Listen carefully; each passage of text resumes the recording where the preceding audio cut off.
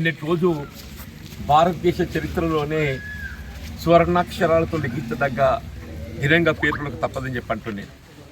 అక్కడ వాస్తవంగా రైతాంగాన్ని రుణవిముక్తులు చేయాలనే ఒక భావన సంకల్పంతో రాహుల్ గాంధీ గారు వరంగల్ కేంద్రంగా మరియు నిర్వహింపబడ్డ ఒక సమావేశంలో రాష్ట్రంలో తెలంగాణ రాష్ట్ర ప్రభుత్వం ఏర్పడటంతో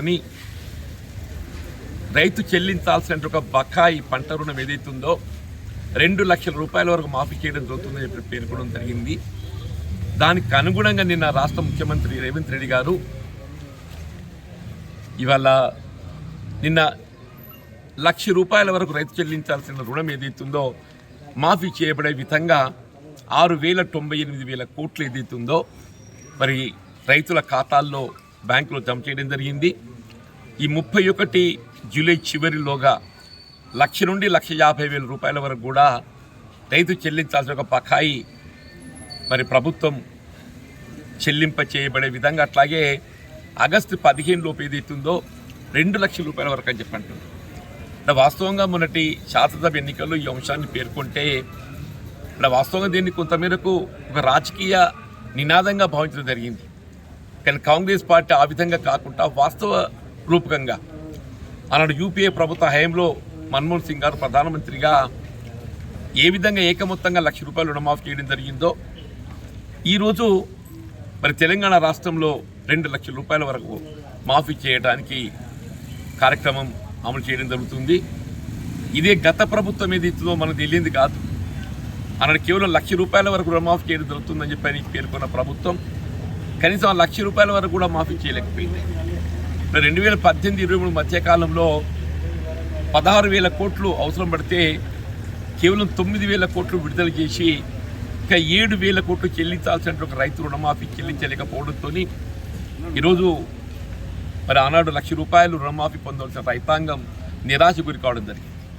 కానీ ఇవాళ ఆ విధంగా నిరాశ లేకుండా ఈ కార్యక్రమం అమలు చేయడం జరుగుతుంది అంటున్నారు. ఇలా రుణమాఫీకే పరిమితం కాకుండా వాస్తవంగా ఆనాడు భారతదేశ చరిత్రలోనే ఉచిత విద్యుత్ కార్యక్రమాన్ని ఆరంభింపజేసింది కాంగ్రెస్ పార్టీ అని చెప్పక తప్పదంటున్నాను. సాగునీరు అందింపజేయడం జరుగుతుందో కాలువల ద్వారా సాగునీరు పొందలేని రైతాంగానికి వీళ్ళ పంటకు సరిపడే విద్యుత్ ఉచితంగా కల్పించేయాలని చెప్పని వైఎస్ రాజశేఖర రెడ్డి గారు ముఖ్యమంత్రి ఉండగా అమలు చేయ తలపెట్టిన కార్యక్రమం ఈరోజు తెలుగు రాష్ట్రాలలో మరి మనం ఏ విధంగా అమలు చేయబడుతుందో గమనిస్తామని చెప్పంటున్నాం. అంతేకాకుండా రైతాంగానికి పంట గిట్టుబాటు ధర కల్పింపచేయటం, ఒకప్పుడు ఏదైతుందో 6 కాలం కష్టపడి పండించిన పంట అమ్ముకోవడానికి మనం ఎంత ఇబ్బందులు పడే పరిస్థితి ఉంటుందో మనకు తెలియదు కాదు. కానీ ఆనాడు 2004లో అధికారానికి వచ్చిన కాంగ్రెస్ పార్టీ కల్లంగాడ వడ్డు తోకేటట్టు అని చెప్పంటుంది కార్యక్రమాన్ని అమలు చేసినటువంటి ఒక ఘనత కాంగ్రెస్ పార్టీ. ఈరోజు మళ్ళీ వరి ధాన్యానికి ఏదైతుందో మద్దతు ధర గిట్టుబాటు కావటం లేదు. దానికి అదనంగా ఏదైతుందో రైతు కొంత ప్రోత్సాహం కల్పించేయాలనే ఒక భావన సంకల్పంతో మనం ఒక రైతుతో పాటుగా వినియోగదారుని కూడా ధాన్యం వినియోగించబడాలి. ఈరోజు రాష్ట్ర ప్రభుత్వం పౌర సరఫరా శాఖతోని పంపిణీ చేయబడుతున్న బియ్యం ఏదైతుందో అవి వినియోగానికి అనుగుణంగా లేక మరి ఏ విధంగా పక్కదారి పడుతుంది. కాబట్టి వినియోగానికి అనుగుణంగా ఉండాలంటే మరి సన్న రకాలను ప్రోత్సహింపచేయాల్సినటువంటి ఒక ఆవశ్యకత ఉంది. సన్న రకాలను ప్రోత్సహించినట్టయితే వినియోగదారునికి పూర్తి స్థాయిలో వినియోగింపబడతాయి. కానీ రైతాంగంలో ఉండేటువంటి ఒక ఆలోచన ఏంటంటే దొడ్డు రకం ఏదైతుందో మనకి ఎకరానికి 25 క్వింటాలు వస్తే సన్న రకాలు 20 క్వింటాలకి పరిమితమయ్యే విధంగా ఉన్నాయి. ఇప్పుడు దాదాపు 5 క్వింటాలు మనకు తక్కువ వచ్చే అవకాశం ఉన్నది. ఇది వాస్తవం అని చెప్పంటున్నాను. కాబట్టి ఏదైతుందో రైతుకు మరి ఆ వ్యత్యాసాన్ని భర్తీ చేయబడే విధంగా మన సన్న రకాలు సాగు చేసినా కానీ వీళ్ళ మద్దతు ధరకు క్వింటల్కు 500 రూపాయలే. అంటే మనం 220 క్వింటాలు పండించినట్టయితే ఎకరానికి 20 × 500 10,000 రూపాయలు. సాగునీరు అందింపజేయడం జరుగుతుందో కాలువల ద్వారా సాగునీరు పొందలేని రైతాంగానికి వీళ్ళ పంటకు సరిపడే విద్యుత్ ఉచితంగా కల్పించేయాలని చెప్పని వైఎస్ రాజశేఖర రెడ్డి గారు ముఖ్యమంత్రి ఉండగా అమలు చేయ తలపెట్టిన కార్యక్రమం ఈరోజు తెలుగు రాష్ట్రాలలో మరి మనం ఏ విధంగా అమలు చేయబడుతుందో గమనిస్తామని చెప్పంటున్నాం. అంతేకాకుండా రైతాంగానికి పంట గిట్టుబాటు ధర కల్పింపచేయటం. ఒకప్పుడు ఏదైతుందో 6 కాలం కష్టపడి పండించిన పంట అమ్ముకోవడానికి మనం ఎంత ఇబ్బందులు పడే పరిస్థితి ఉంటుందో మనకు తెలియదు కాదు. కానీ ఆనాడు 2004లో అధికారానికి వచ్చిన కాంగ్రెస్ పార్టీ కల్లంగాడ వడ్డు తోకేటట్టు అని చెప్పంటుంది కార్యక్రమాన్ని అమలు చేసినటువంటి ఒక ఘనత కాంగ్రెస్ పార్టీ. ఈరోజు మళ్ళీ వరి ధాన్యానికి ఏదైతుందో మద్దతు ధర గిట్టుబాటు కావటం లేదు.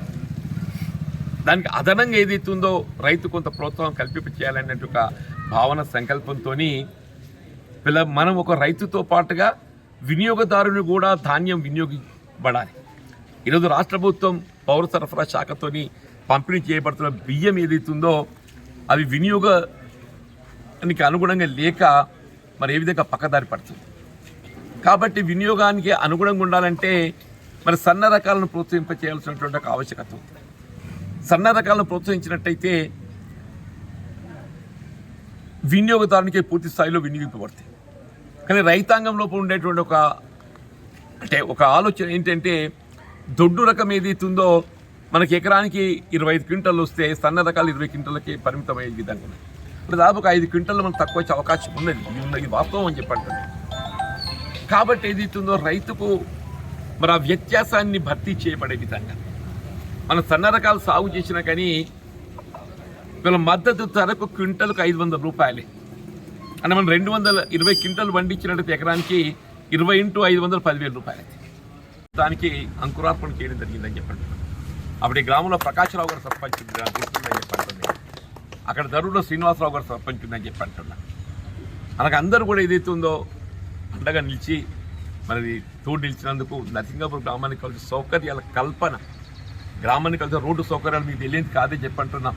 నాకు ఆర్ఎండ్బి మంత్రిగా వచ్చిన అవకాశాన్ని వినియోగింపజేయబడే విధంగా నరసింగాపూర్ గ్రామానికి ఇరువైపులా మరి మనం రోడ్డు నిర్మాణాలు చేసుకోవడం, బైపాస్ రోడ్డు నిర్మాణం చేసుకోవటం, ఇటు వంజరపల్లికే కానీ వంజరపల్లికి గుల్లపల్లికు విద్యుత్తుకే కానీ అటు ఏదైతుందో కాకతీయ కెనాల్కు సంబంధించే కానీ ఈ రోడ్లన్నీ కూడా మనం అప్పుడు ఏర్పాటు చేసుకోమని చెప్పి అంటున్నాం.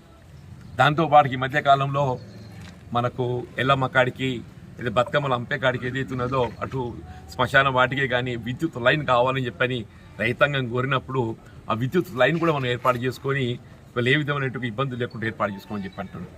ఇలా గ్రామస్తులు అందరూ కూడా మేము గ్రామైక్య సంఘం నిర్మాణం చేసుకుంటాం.